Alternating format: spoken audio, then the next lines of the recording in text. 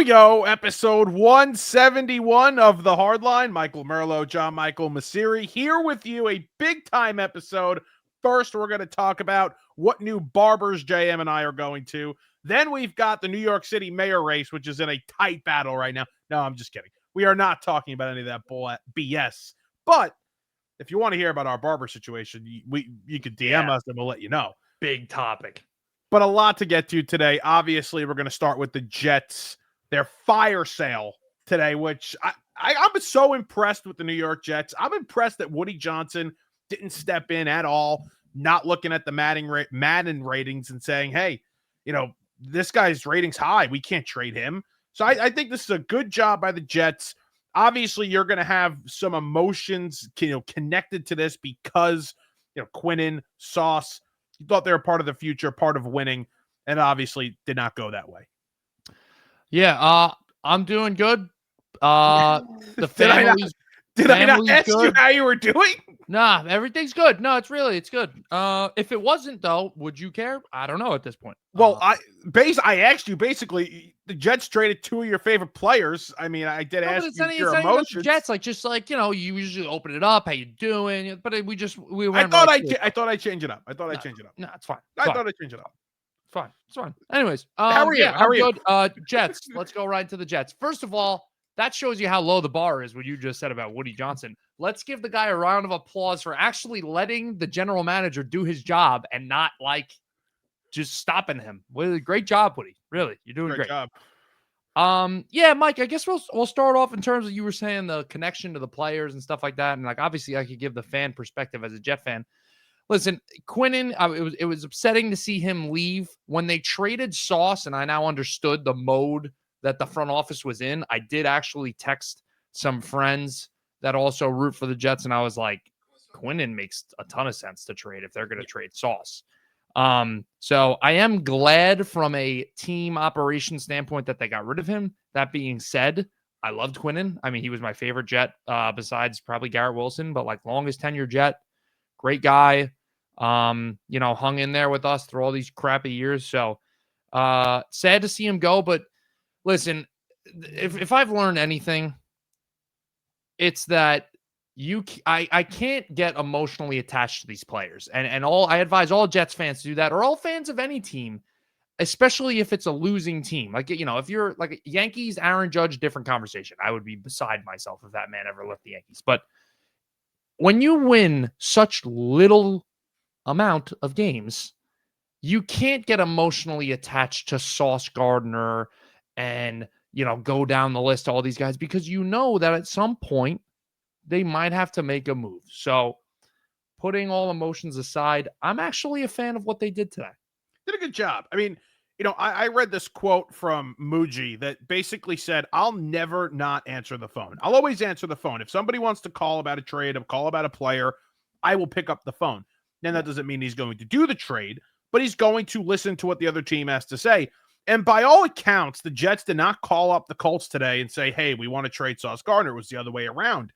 And I think it's a great mindset, because the Jets don't sign Sauce Gardner to that contract to trade him 3 months later. They don't do that. And I saw a giant beat reporter say that. You just don't sign him to that kind of contract to trade him.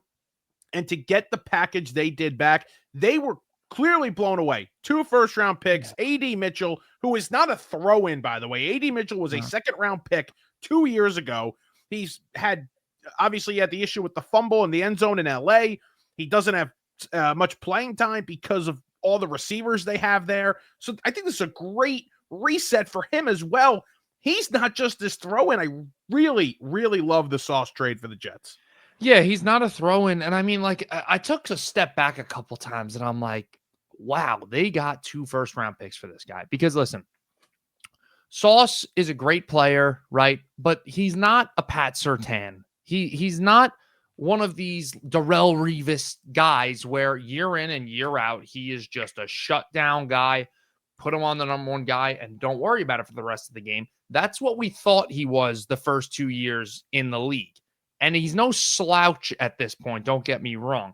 But he has taken a little bit of a step back, and he's shown you that he's reluctant to tackle and that he could get sloppy with the penalties. And I think the NFL was kind of letting him get away with some stuff in his rookie year or maybe even his second year, but they're more on to him with the holding and the pass interference calls because he certainly has racked up a lot of those. So to me, especially when you're considering the position, the fact that corner, one year you could be an all-pro corner, the next year you could fall off a cliff and then come back and boom, boom, boom. Like it's just so up and down with corners. So the fact that you were able to get 2 first-round picks for this guy when you just put $130 million to his name, $120 million to his name, it's impressive. I couldn't believe the return. I thought we got lucky when we traded Jamal Adams to the Seahawks 5-6 years ago, whenever that was.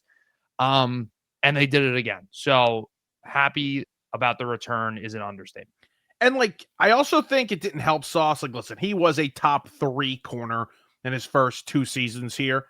And I don't think we always talk about guys, being underrated, overrated. When you're underrated, then you become overrated. When you become overrated, you become underrated. Yeah. We always talk about that. And I think he was a little overrated and then he got underrated. He wasn't as bad as people thought he was. He's a bottom of the top 10 corner still right now. They don't throw his way.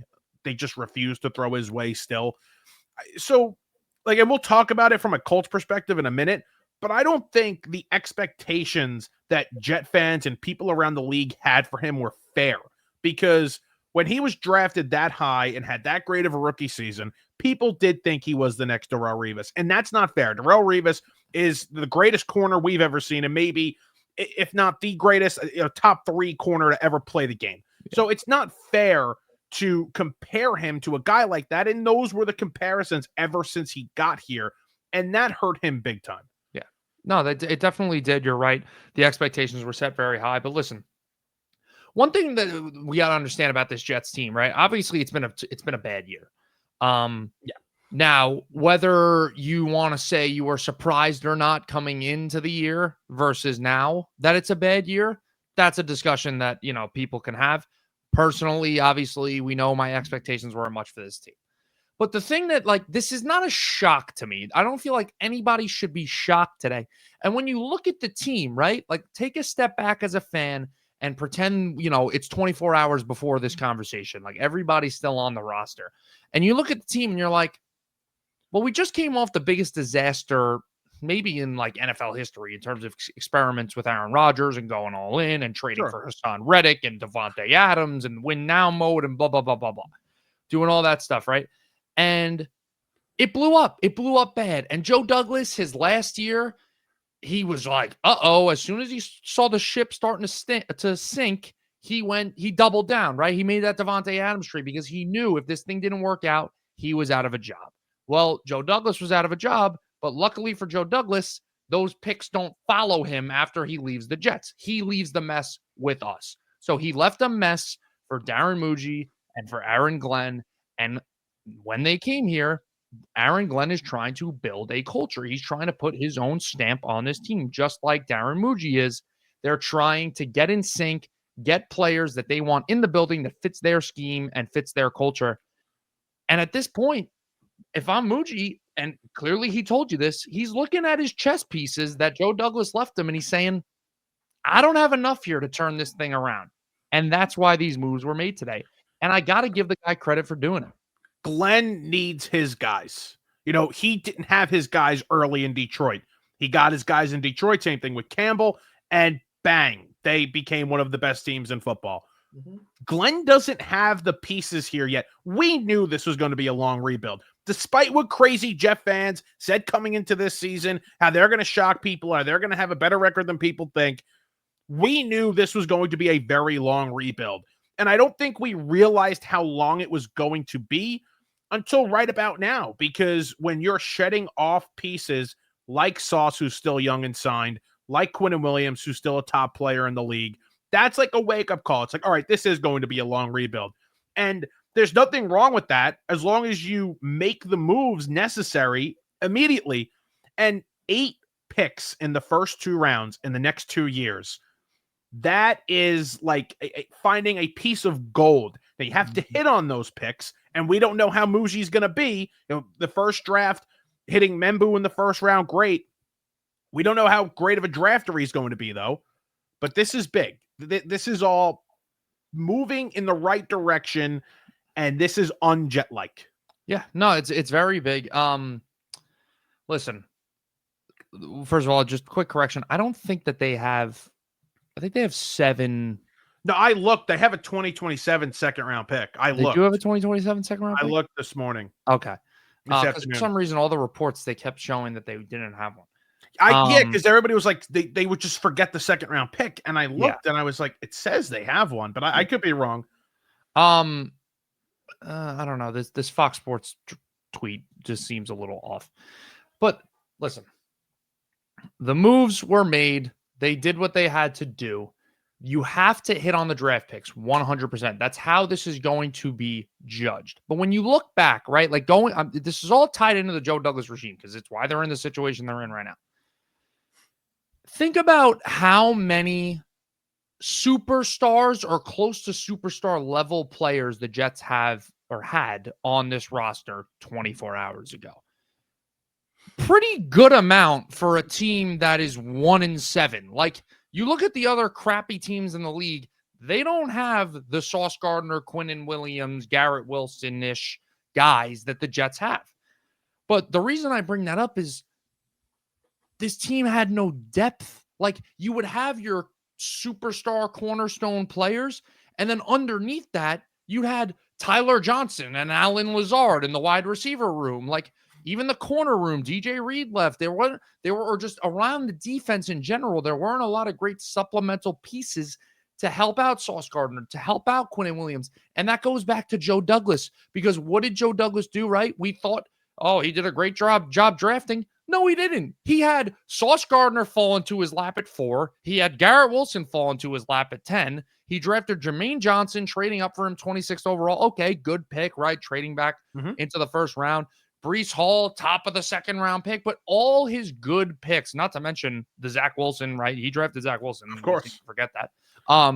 But all of his best draft picks were top 1 or 2 round picks, mainly first round picks. And yeah, obviously your best players are going to come from the first round most of the time, but that doesn't mean that second, third, fourth, fifth, sixth round need to be like gigantic blown up busts, because that's what it was for them. And that's why this team struggled with depth and struggled with having those pieces that these elite teams have, where you know about the superstars, but you don't know about that gritty nickel corner and the third down pass rusher and the backup middle linebacker. Like they just have pieces everywhere, and the Jets did not have that.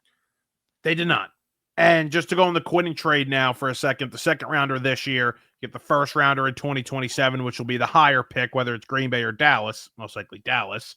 And I do want to talk about it from a Colts perspective and a Cowboys perspective in a minute, because I think there's very interesting questions with the Cowboys. But Muji getting the first round pick in 2027 is like, that's why you pay GMs the kind of money you pay GMs. That's great move for what's supposed to be a loaded draft class.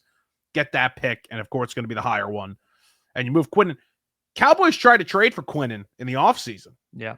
That Jerry Jones was on a radio show in New York on ESPN Radio, and he was talking to the host. It was Gary Myers, who covers the Giants, covered a lot of New York teams. And he had said, like, well, it wasn't the team in our division. We tried to trade with another team in New York, and it was Quinnen Williams, and it was 2 first-round picks to try to get him for.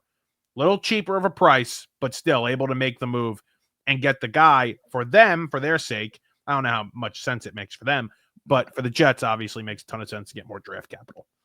Yeah, it does make a ton of sense. And when you think about, you hear that now, you're like, crap, you could have gotten another first round pick. But you think about Muji coming in there, not even having his team play a snap yet, and him trading Quinnen Williams for Dallas said no. Dallas said no to 2 first round picks. Oh, they said no. I thought Dallas offered that. No, sorry. Dallas said no to 2 first round picks. Oh, wow. Okay. It was 2 first round picks and a player. Oh, wow. So them saying no to that, and then still basically, right. If they're saying no to that, you'd think their price was maybe a first and a second. That's exactly what they gave up for Quinnen. So still a great job by Muji. Especially, I also thought about it.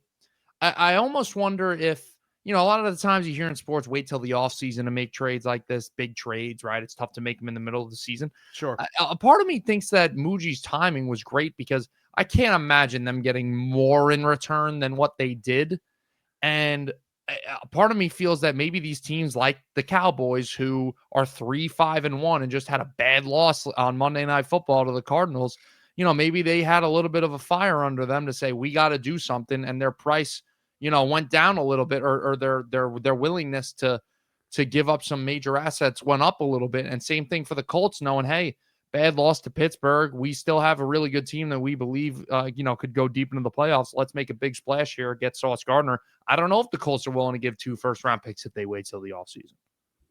I got to say something right now. Spot Track, which has always been my go-to website for contracts, is now making you pay to see like the details in the contract. Are you kidding me? Yep. I'm going to have to pay $30 a year for this now. I did not know that. That's great. I didn't know it either. I was on it last week. Yeah, that's great. Oh, that is awful. And of course, I'm going to have to pay for it because I use it basically every time I do a show. This is unbelievable. I was trying to look at Sauce's contract and then Quinnen's next. But man, that is awful. All right. So sorry for that. I mean, I'm so pissed off right now. When you look at this from a Colts perspective, JM, there's one thing that comes to mind when they trade for Sauce Gardner in that contract. They're all in on Danny Dimes. You're not making that trade unless you are fully comfortable with the quarterback you have and know you are going to pay that quarterback. Yeah. Talk about timing, too, coming off a game with 5 turnovers. Oh, my God. And the schedule gets tough. Schedule gets really tough. Like, I understand it's a great move for their defense, but I can't not view it as, well, they're committed to Daniel. They're fully committed to Daniel here. And listen, I got to say, like, it's a great move, but just in terms of the call, like, we keep talking from the Jets perspective, right? We could talk a little from the Colts perspective here. I don't see I was waiting now for this Colts schedule to really kick in and be like, all right, what are the Colts really made of? And, they've played great football, right? They're 7-2, but a couple really close games, really, really awkward win against Denver that could have gone the other way. We're really going to see what this team's made of. I don't think this division is locked up for them at all. Now that's more of because of their schedule, not so much because I think the Jaguars are like coming at 100 miles an hour because they just scraped by the Raiders in a disgusting game for their own sake. They made Geno Smith look like a competent quarterback, so that's not great for them. But Mike, the Colts, I still don't view the Colts as, a top 3 team in the AFC right now. That might be a hot take, but I mean, how could you say that Kansas City and Denver are not better than them? And the way New England's playing right now, and then you throw in some of these other teams, even LA or Denver. I won't throw in LA. That offense is a little sketchy, but I can't be convinced that the Colts are like a serious contender to come out of the AFC right now still. Buffalo, New England, Kansas City, Denver are 4 teams right there, I would say, are clearly ahead of them. They beat the brakes off of the Chargers in LA a few weeks ago. I can't sit here and confidently say that. Plus the injuries right now to that offensive line, no chance. But yeah, you're going to see what this team is made of very, very soon. You kind of saw a sneak peek of that last week. Now, listen, that could have just been a one-off game, right? If it was any other quarterback, we'd be sitting here saying, ran into a bad spot in Pittsburgh. Pittsburgh's gotten embarrassed twice now on national TV, 2 weeks in a row. Bad spot. But it's Daniel Jones, and I think everybody's still a little sketched out by him playing so well. And that's where these narratives come from. But it's going to be interesting to see what he looks like. And again, from the defensive side of the ball, they needed a corner. They go out, they get a top 10 corner in the league. 2 first-round picks, again, may have been a steep price, but it's somebody that's locked up for years to come, and hopefully he becomes, a franchise cornerstone on the defensive side of the ball for them.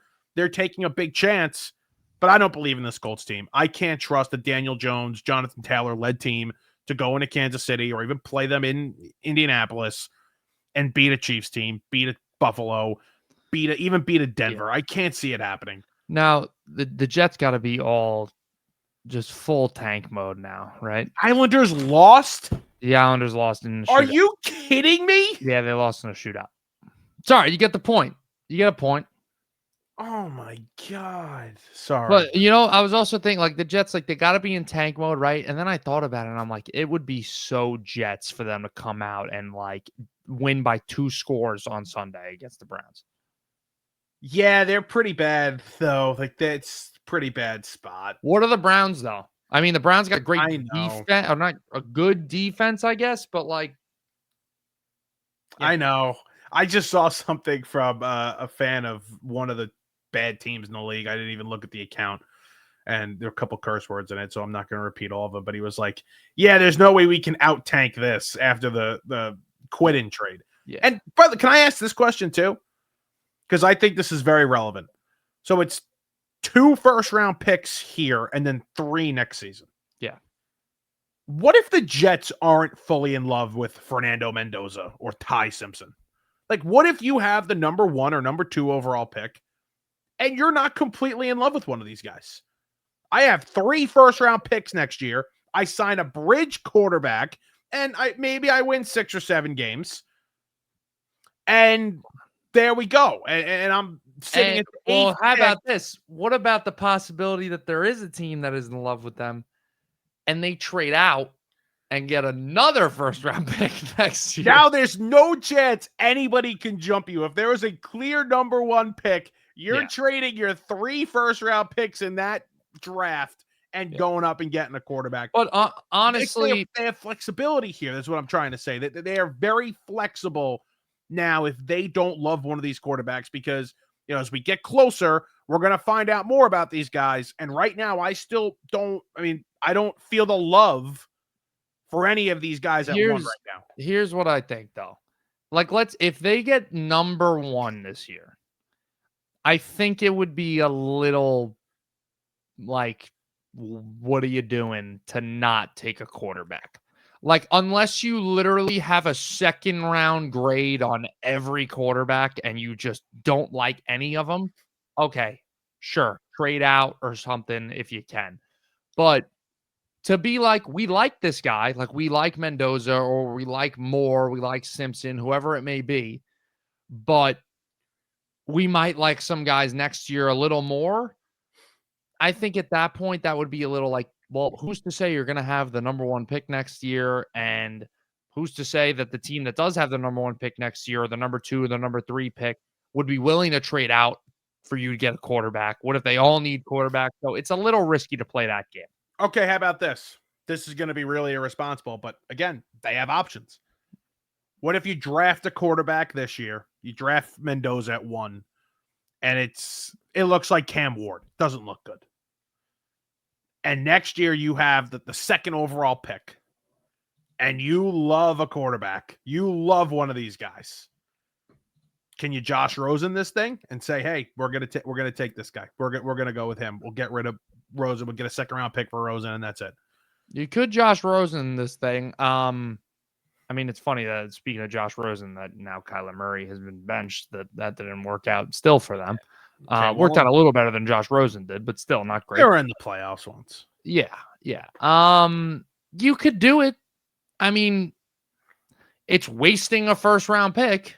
Wasting number 1 overall pick. You could have one of these good edge rushers. You could have a receiver. You could have a Caleb Downs. You could have an offensive lineman. Like, there are still some good players to be taken in this draft.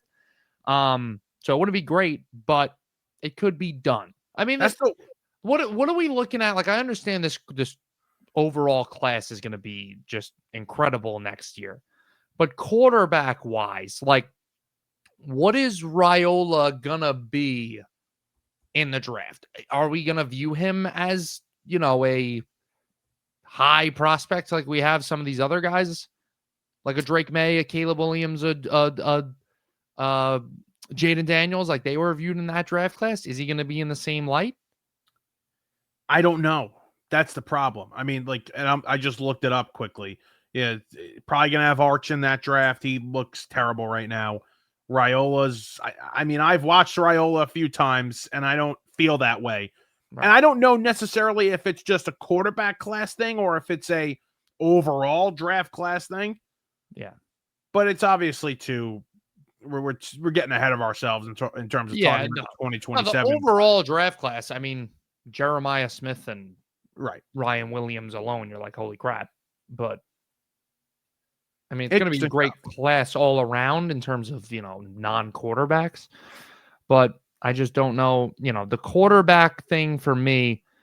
This is the thing, right? If you want to be that elite franchise or developing players, it should be less about the quarter. Like, you shouldn't have to fall in love with a quarterback. If you want to be one of these franchises that develops quarterbacks and has the right system and all that stuff, find one you like and you can make it work with to get the most out of them. And I think they'll be fun. But that's a huge ask. It's a big ask. It's a big ask. How about Dallas? Trade for Williams. Their defense kind of stinks. We know it really stinks. They embarrassing loss Monday night to the Cardinals. I don't know like where this team is going. Like, they're not going to make the playoffs this year. They're 3-5-1. This team is not a playoff team in 2025. Is this a move for next season potentially? You beef up the interior defensive line. Great. You got Kenny Clark and Quinn Williams now. You can stop the run. But they need a pass rush here. And it just, again, you trade Parsons, you get the draft capital to be able to make moves like these, and they still have a couple of other picks that they could trade as well. I don't know. I don't know the direction of this team, nor should we know, because it's Jerry Jones and the Dallas Cowboys. Yeah, I mean, I guess they're going to say that the move is for this year. It probably is not. I mean, like you said, they're 3-5-1. They're not making the playoffs. This defense is horrible. They still can't cover. Like Quinn Williams and Logan Wilson help out, but still can't cover in the secondary. I don't know. If I'm a Cowboys fan, I'm still like pissed about the whole Micah Parsons thing, because I get that Quinn Williams was a cheaper option, but he also plays a slightly less important position and is not as good of a player and is 3 years older at least than Micah Parsons is. Yeah, he's 20. He'll be 28 in 2 months. Yeah. So I'm still pissed if I'm a Cowboys fan about that. I don't know where we go with this team. I mean, Dak and this offense looks good. But Dak's also been playing a little up and down. Like, he hasn't had the greatest couple of weeks here. And yeah, they weren't great last night. Who's to say that George Pickens is going to be around next year? I mean, Jerry's going to have to keep paying these guys. And I mean, he already pays CeeDee Lamb $40 million or whatever it is. So I don't know if it's going to be Pickens. So I don't know where we go with this team. I think they got to just keep, they're not the worst drafting team. As much as we make fun of the Cowboys, they're pretty decent at drafting and developing players, except for Mozzie Smith, who came over to the Jets. Yes, congratulations. Maybe the worst player in the NFL. But yeah, Mike, it's just, I feel bad for Cowboys fans. It's got to be a frustrating experience for them. Like, today should be a happy day for them. They traded for an all-pro defensive tackle, but it's like they say one thing and they do another. It's got to be frustrating. It's frustrating. Yeah. I'm sure it's frustrating. Yeah. By the way, how about Quinnen requesting a trade 3 times and nobody knows? Yeah. It's a good job by the Jets not letting that get out. Nobody letting that get out. I was going to say that. I was the Sauce trade showed me everything I needed to see. The fact that literally didn't. Adam Schefter himself was shocked when that happened. The fact that this did not get out anywhere, and it hasn't been the first thing that hasn't gone out to the media. It's been really nice to see that. It seems like they have the respect of everybody, and they're being responsible and keeping things under control. That being said, sometimes things you don't have to keep everything a secret. Like, who the hell is going to be the starting quarterback every week? I think that's a little much. Mm-hmm. Yeah. Sure. But yeah, it's nice to see that. It's good. That was good and interesting too. And Brees doesn't go. Brees pissed. Obviously, you saw it on Twitter. I'm gonna have an old school take. Sorry, unless you requested a trade and they just couldn't get one done. Yeah. Sorry. Don't stop complaining. Stop bitching on Twitter. Yeah, no, I totally agree. I'm tired of these guys like on Twitter. I mean, I had a whole funny rant about it like a year ago. Sauce. It was Sauce. Yeah, Sauce. Right. Sauce said it. Brees Hall tweeting emojis like he's 5 years old. The guys, you could have whatever hobbies you want off the field, But I mean, the guy's literally like, I'm seeing all these brain rot people on what, like Lacey and all these Twitch streamers and stuff, and they're like hanging out with Breece Hall. I'm like, what are we doing? I mean, Sauce Gardner's biggest accomplishment recently was dating Ice Spice. Like, good for him. Just good for you, I guess. But like, we need some mature, some football players men on this team. The Breece Hall thing, I will say this. The one thing I give Muji an A today. I think he really, I applaud the guy for doing it. I think that nobody had the balls to say it out loud, but this team needed to make some drastic measures to really improve the future of this franchise and actually be able to kind of maybe put us in a position to have sustained success for once in our life. Again, that needs to be executed, but you at least set yourself up for the possibility of that. Sure. But the one thing that I just don't understand is how they didn't trade Breece, because it's a running back, and I don't know if you want to re-sign a Breece Hall, with the future outlook of your team. I don't know if that's worth it. And if you're not going to trade him as his contract is up, they better, at this point, they have to have plans to re-sign him. Because I think if you just let him walk in the offseason, you missed out on an opportunity to get another draft pick. Well, what kind of compensatory pick will they get for him? That's the only thing. Because if it's a 4th round pick and they were asking for a 3rd, which is that's actually a very good point. If they're getting a 4th round compensatory pick and the only thing they were getting was a 4th round pick, then yeah, but the Eagles, it pisses me off how smart Roseman is. Like they trade Hassan Reddick to the Jets. They get a 3rd round pick. Then they flip that 3rd round pick to the Dolphins for Jalen Phillips. And then if they decide to let Jalen Phillips walk, they just get the pick back. Like that's playing the system. That's being smart. And the pick, whatever, the compensation you get because you lose a guy is stupid. Like they should probably change that rule. But yeah, it's Howie's the best GM. Howie might be the best GM besides Andrew Friedman. He might be the best executive in all sports. Yeah, but then again, like Andrew Friedman, if Howie Roseman didn't have a salary cap and had all the money in the world, he'd probably be better. Okay, so you want to go Howie 1? Yeah, I mean, I'm sure there's some other guys out there too. Pretty good. Les Snead's pretty good in L.A. Yeah, Brad Stevens, I mean, pretty good. Yeah, did a pretty good job in Boston. Yeah, honestly, we're on the topic of football, but like Dombrowski, I know he gets a lot of heat because he just always guts the farm systems and everything, but the guy wins everywhere he goes. I know he didn't get it done, or he still hasn't gotten it done with Philly, but he's got a pretty good resume. Yeah, he's got a good resume of blowing things up. That's what he's got a good resume of. Well, he won a ring in Boston. Did he win in Detroit? How many did he win in Boston? 1, I think. 1? Was it 13 or 18? I think 18. Did he win in Detroit? I think he might have won in Detroit. I believe he won. Didn't Detroit win? Was he there in 05 or whatever? 06? No, I think he was. When did Detroit win last? Detroit won with Scherzer. 2000. No, they didn't win. They lost to the Giants. Then how the hell does Scherzer? Oh, Scherzer has the Nats. Yeah. No, the Rangers. The Rangers and the Nats. Because he was going for the 3rd, and I was like, oh, he did win in Detroit. But no, wasn't he with Florida when they won? He might have been when they beat the Yankees. Yeah. He might have been. This is why we have the internet. Dave Dombrowski. Hopefully you're not going on Spot Track because you got to pay $30, dude. I'm not. I'm doing it.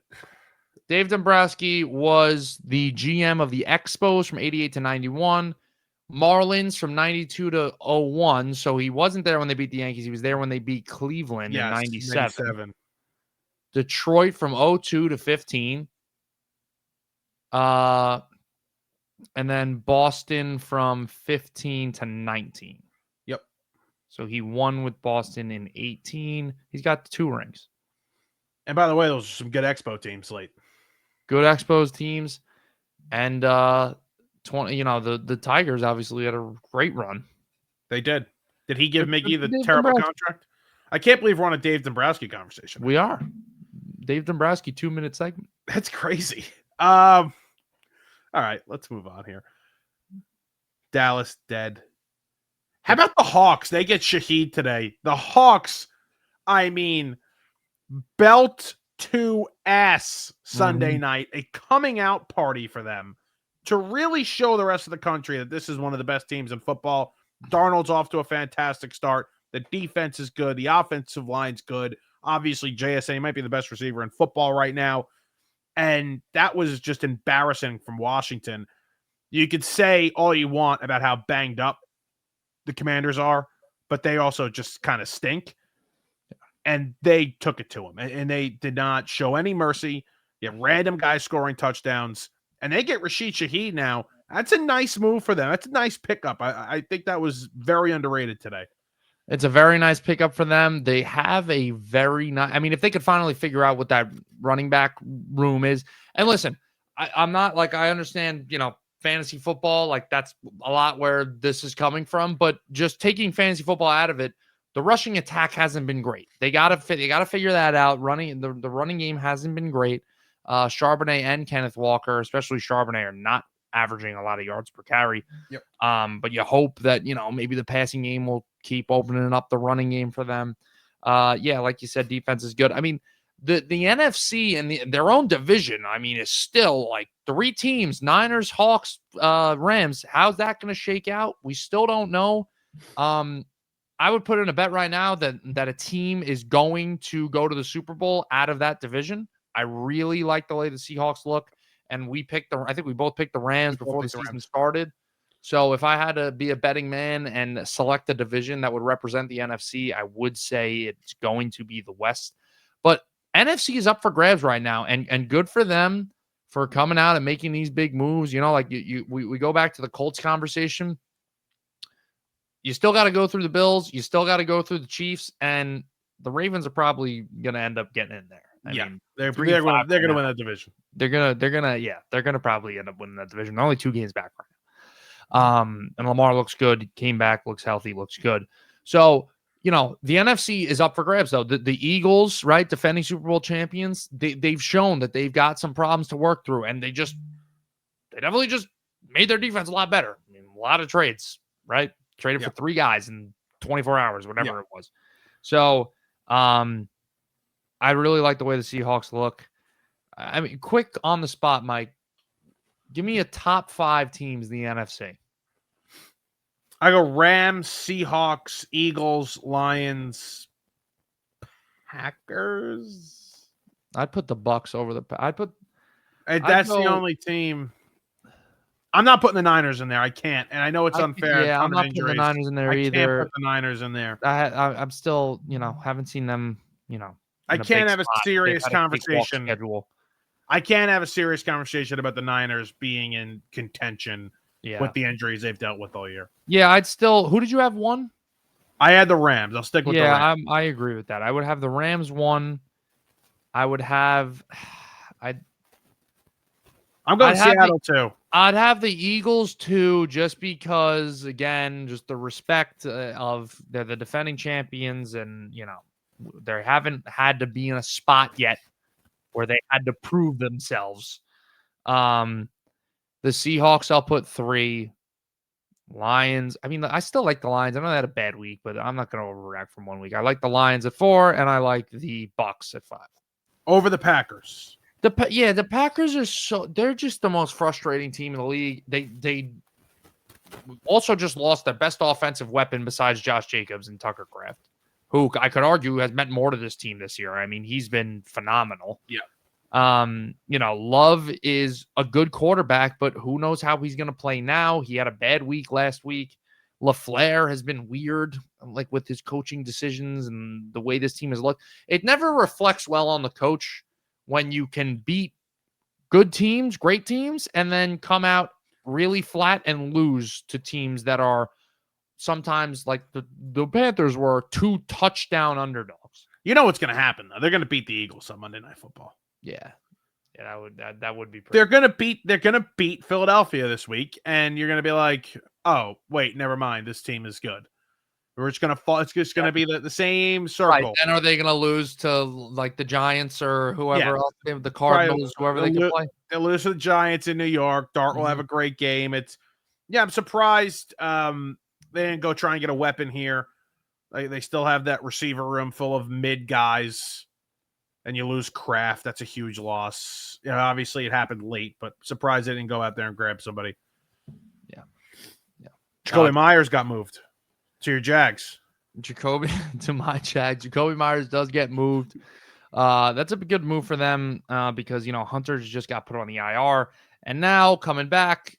If I'm them, maybe it's not the best idea to have him play two positions. Let him focus on corner maybe for the rest of the year, or come in and select spots for receiver. Maybe, don't put too much of a toll on his body. And they might have to have a conversation in the offseason with Hunter, because I think it's a lot for this kid. He hasn't looked great, to be honest with you, on either side of the ball. Hasn't looked bad, but for the capital that you gave up for the guy, he doesn't look like he's worth it so far. So he better be worth a top 5. I'm not even going to say 2, a top 5 talent at one of the positions. he's got to be. And you could still chalk it up as a loss. Yeah. Even if he's not, if he's, even if it's just top 5.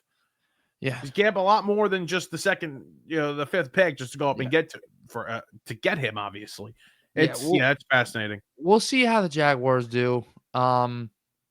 It's pretty crazy to me. Like, I wasn't out on the Jags last year after all they did. I bought back in on them. And now that they're actually like winning some football games, I'm still like on the verge of saying I'm out on the Jags. I don't know how you could be in on the Jags. Because Trevor Lawrence, what is this guy at this point? He's throwing a pick on the 1 yard line.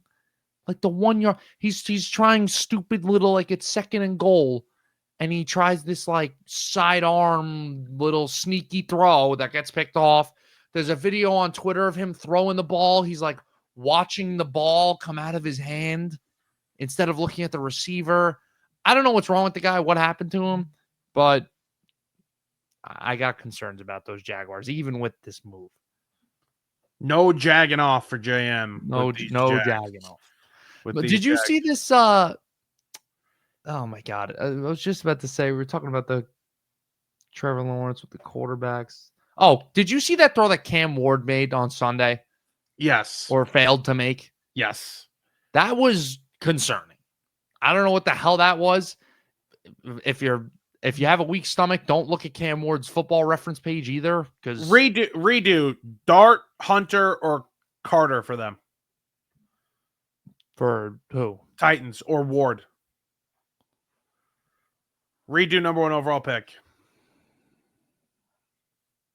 Oh my God. Dart, Hunter. I'm just trying to think of what their own needs were and the position they were in. I'd still go Hunter. I wouldn't go Ward. No, Titans. I'd You'd still go. You'd go Hunter. Yeah, sorry. I'm saying I'd still go. Yeah, right. Sorry. I would go Hunter. Okay. I was thinking instead of a quarterback, I'd go with Travis Hunter. Listen, Cam Ward. I want it to work. I honestly want Cam Ward to work out to give my own Jets fans like some hope that, hey, there could be a guy that rises up the boards late and you take him in a weaker quarterback class and he turns out to be good. So I want it to work out with him, but it doesn't look good so far. And I just don't know if drafting a guy like that and starting him right away, it's probably hurting him too, because look at what's around him.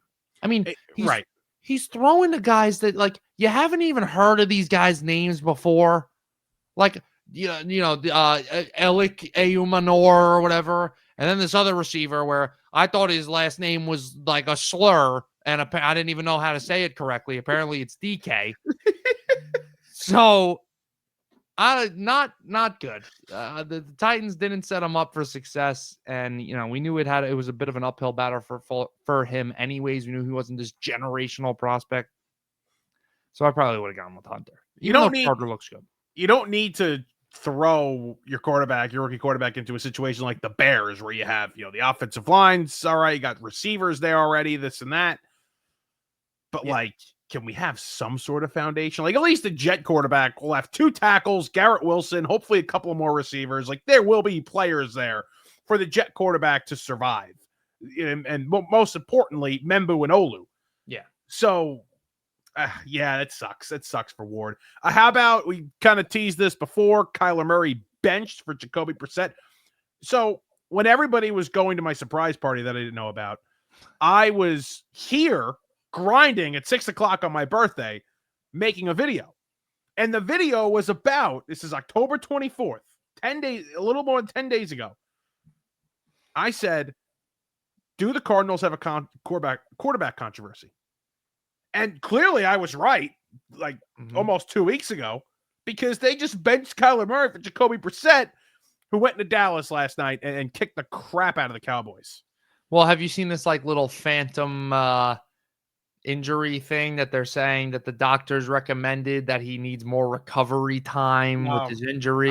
I don't buy it. This way he could rest. Now the Brissett's starting. Yeah, I don't buy it a bit either. They're going to Brissett. This is Jacoby's team right now.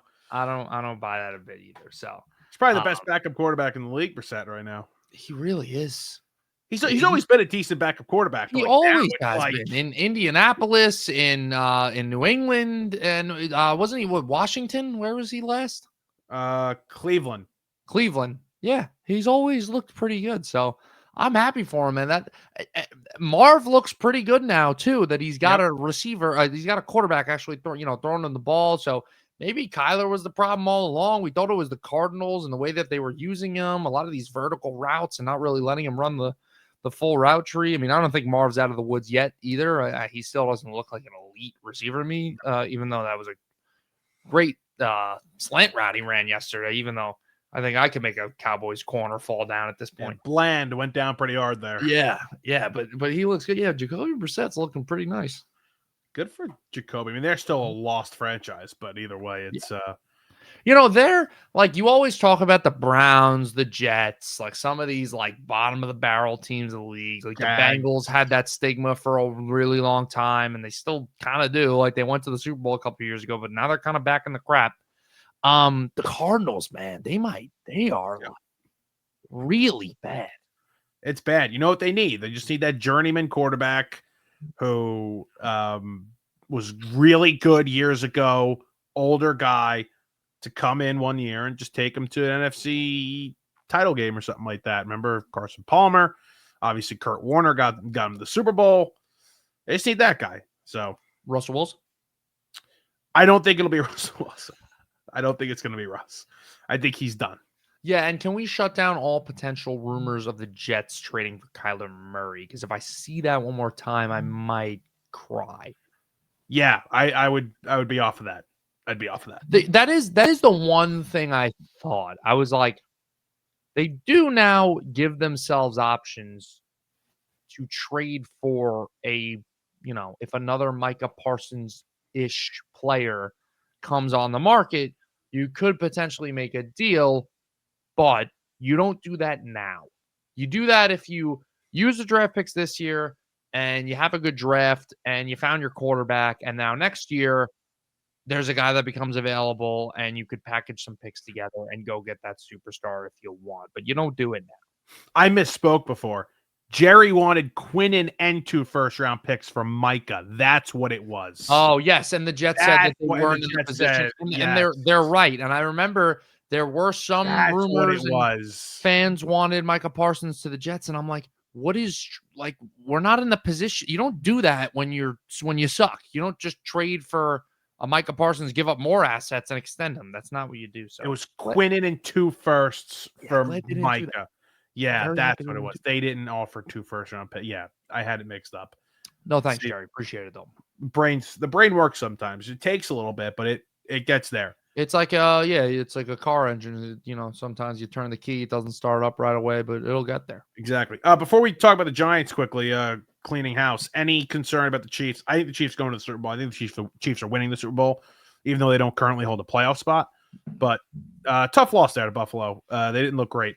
But I'm Yeah, no, still very confident in this team. I'm good criticizing the Chiefs. I mean, how many times have I? Yeah, I mean, you're like 3 straight years now criticizing this team. They go to the Super Bowl. So. Yeah, I'll do this. Like they'll lose a regular season game against a Buffalo or a Cincinnati or Baltimore or somebody like that. I'll be like, oh, Chiefs are in trouble. And then they, turn it on to the playoffs and end up going to the Super Bowl. So, but I do feel more like better about their team in the regular season, even though they have a worse record by far than they did last year at this point. I feel way better about their team this year than last year in the regular season. Yeah, I would agree. The receiver room looks really good. I will say I don't understand why them and Buffalo didn't make any deals at the deadline. Well, I forgot to mention this before. I don't know how Veach didn't offer a 3rd-round pick for Brees. I don't Pacheco's hurt. Kareem Hunt can't play anymore. Like he can run a 3rd and 1 halfback ISO like Jim Nantz and Tony Romo were having a field day with talking about the bunt or whatever they call it in Kansas City. That's fine. That he's like 17 for 19 on down and distance from a yard. Great. Cool. But like Hall changes a lot for them. Like Brees, obviously, it was banged up. He wasn't great last year, but he's looked really good this season. And a 3rd-round pick for him. I understand a 3rd-round pick's, a decent pick. But you're trying to get as many Super Bowls as you possibly can out of the Mahomes era here. You don't know how much longer Reed's going to be here. I feel like a 3rd-round pick for Brees Hall, I would have just said, okay, yep. You traded a 3rd-round pick for Kadarius Toney. I mean, you can't send a 3rd-round pick for Brees Hall. Yeah, I mean, this running back room, like you said, it's just like Pacheco is terrible. This guy, Brashard Smith, is nothing. They just drafted him. I don't. What if they had to cut one of Pacheco or Hunt, and it would have been probably Hunt? I mean, okay. Yeah. I mean, if you want to add a home run hitter to your offense, I mean, that's what Brees Hall is. I don't like you said. I don't really understand the hesitation. Maybe they did come to the Jets and offer something out there. There's a 4th-round pick. You said no thanks, but probably a 4th-round pick. Yeah. Get your bands up, KC.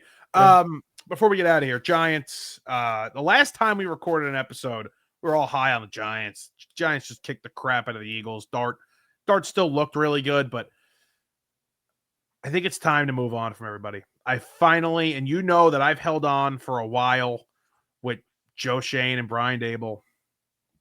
I'm done. I'm out. Joe Schoen extended Darius Slayton. Darius Slayton can't catch the football. He drafted Theo Johnson with a 3rd or 4th-round pick. He cannot catch the football. The secondary is terrible. You traded up to get Deonte Banks, by the way, in 2023. You traded up to get that guy. He can't play in the NFL. I'm out. I understand that there are some good pieces here. I understand the defensive line looks good, but the defense still sucks. The defense still sucks. You could have the best defensive line in the league. You tell me you have the best defensive line in the league. Your defense is still bad, and you can't tackle, and you can't stop the run, and your secondary sucks. I'm out. I'm done. And if Daboll's collateral damage, that's completely fine, because I don't really know what he brings. I think Dart is talented enough. I don't think Daboll's bringing it out of Dart. I think Dart's just a talented quarterback. Okay, all right. So that's a 180. That's what I was gonna say. Is I understand you wanted to get rid of Shane, because I don't think Shane is a smart GM. Everything was handed to him. Everything was handed to him. Yeah, but Daboll to me, I thought that the number one thing for this guy to do was for them to give him a quarterback and him to develop that quarterback. And right now, Giants fans are sitting there thinking they have their franchise quarterback. So if I'm Brian Daboll, aren't I kind of like, you can't get rid of me? I did what you wanted. It would sort of be unfair, but Jam, can I not? But he's the head coach, right? So, but he's an offensive guy. So I don't know if it's fair or not for me to put the fact that they can't play defense whatsoever on him. He's not calling the defensive play. Shane Bowen's the worst coordinator in the league. So am I supposed to not blame? He's the head coach. Get rid of him. Change something. Maybe they shouldn't have spoiled Wink's relationship so fast. Well, nobody wanted to work with Daboll. That's why Bowen's here. He was the last guy that would take the job. Yeah. So, but we see That this adds to it. That adds to it. That adds to, well, how am I going to get a defensive coordinator to come and take this job if I'm difficult to work with? Yeah. No, I mean, listen, we've seen this a lot. The firing the coach 1 year after the quarterback gets drafted. It hasn't worked out in a lot of places, but it has. Vrabel's making it work pretty damn good right now. You're muted. You're muted. You're muted. I can't hear you. But I get that it might have worked with Cable. Sorry. With Caleb. Yeah, you're good now. No, I was saying, I don't know if you caught the second part. I said it's worked out in New England. Vrabel will do it, so it's not like it never works. But you just never want to really kind of shake it up that fast. And listen, I'm speaking as like I'm Brian Daboll's lawyer right now. I'm saying that he's doing what you asked him to do. But that being said, he's not the quarterback's coach. He is the head coach. So, you want him to bring the best out of the roster. At the same time, I know the defense looks bad. They've had some bad luck with injuries, obviously, on the offensive side of the ball. Yeah. I mean, geez, Cam Scatterbo and Malik Neighbors alone is some horrible injuries for them. But, this offense, there's some optimism for it going forward. I think at this point, Daboll's job has to be safe, though. I mean, Schoen, I understand getting rid of him. The defensive coordinator, I understand getting rid of him. But offensively, you think about how Dart looked. You think about how this offense has looked. You think about even some guys like Theo Johnson looks like a nice little piece for them. If he could catch, I would have to keep him around. But if this can continue to spiral, if you first of all, yeah, I mean, you win 3 or 4 games, and Dart look good in a loss. Like, he played well. Yeah, you look at the drop passes, the throws that he made. You're like, oh, Dart played really well. So I have no question about him at the moment. But if anything with his play started to go south, he's probably done. And I don't think you could win 3 or 4 games here and keep your job, as unfair as that sounds. I want to be on your side. I just can't watch the same crap week in and week out. And I have no evidence whatsoever that it's going to change, even if you build up the rest of the roster. Like, I just think there's a stink around him. And I don't know how much these guys in the locker room that are going to be here next year actually believe in him. It's tough. It's a really tough call. I would get rid of Schoen. Shane's done. I can't stand Joe Schoen. Do you think that, like, something along the lines of what the Jets are doing is coming, though? Do you think there's a scenario where this offseason Brian Burns is on the move, or a Dexter Lawrence is even on the move? Do you see a world where that happens? I think that Dexter Lawrence will be traded this offseason. Wow. He's unhappy. He kind of stinks right now. But he's clearly unhappy. That's probably an obvious, like, you trade him and now he's happy and he, like, almost wins Defensive Player of the Year next year. That could be. That's just as long as you get something for him. If you get a first-round pick for him, I'm good with that. I'm good with it. Yeah. I mean, they don't really have many interior defensive linemen, but you're going to have to draft it. I don't know. Kayvon's probably back next year.